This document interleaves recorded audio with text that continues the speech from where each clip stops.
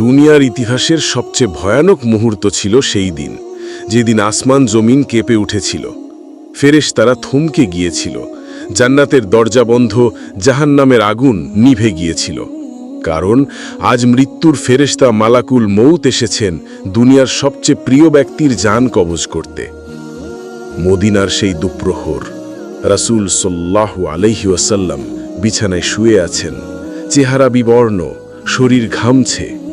সাহাবীরা একপাশে বসে কাঁদছেন, আর মা ফাতিমা রাদিয়াল্লাহু আনহু কাঁদতে কাঁদতে বলছেন, আব্বা, আপনাকে এত কষ্ট কেন? রাসূল সাল্লাল্লাহু আলাইহি ওয়াসাল্লাম বললেন, ফাতিমা, মৃত্যুর স্বাদ এত কঠিন যে পাহাড়ের চূড়ায় যদি রেখে দেওয়া হয় তবে তা গুড়িয়ে যাবে। আসমান খুলে গেল। হুজুর সাল্লাল্লাহু আলাইহি ওয়াসাল্লাম জান্নাতের জিব্রাইল আলাইহিস সালাম দাঁড়িয়েছেন, চোখ থেকে টপ টপ অশ্রু পড়ছে। এমন দৃশ্য কোনো ফেরেশতা জীবনে দেখেনি। মালাকুল মউত এসে সালাম করলেন, ইয়া রাসূল আল্লাহ সাল্লাল্লাহু আলাইহি ওয়াসাল্লাম, আল্লাহ আমাকে হুকুম দিয়েছেন আপনার রূহ কবজ করতে, তবে অনুমতি ছাড়া আমি স্পর্শও করতে পারবো না। প্রিয় নবী সাল্লাল্লাহু আলাইহি ওয়াসাল্লাম চোখ তুললেন, বললেন, ওহে মালাকুল মউত, আমার উম্মতের মৃত্যু কেমন হবে? মালাকুল মউত মাথা নিচু করে বললেন, ইয়া রাসূলুল্লাহ সাল্লাল্লাহু আলাইহি ওয়াসাল্লাম, কোন উম্মত ভয়ানক আযাবে পড়বে, চোখ উল্টে যাবে, জিহ্বা বেরিয়ে আসবে, দুনিয়া তাদের জন্য অভিশাপ হয়ে যাবে।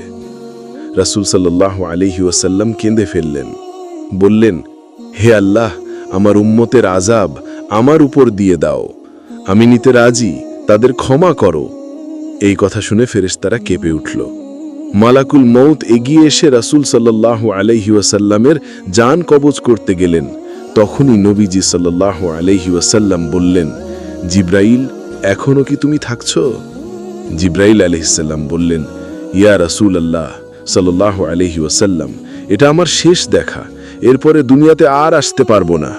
নবীজি সাল্লাল্লাহু আলাইহি ওয়াসাল্লাম বললেন, তাহলে একবার আল্লাহর কাছে বলো, উম্মতকে ক্ষমা করে দিন। এরপর রাসূল সাল্লাল্লাহু আলাইহি ওয়াসাল্লাম মাথা তুলে আসমানের দিকে তাকিয়ে বললেন, উম্মতি উম্মতি। শিক্ষা।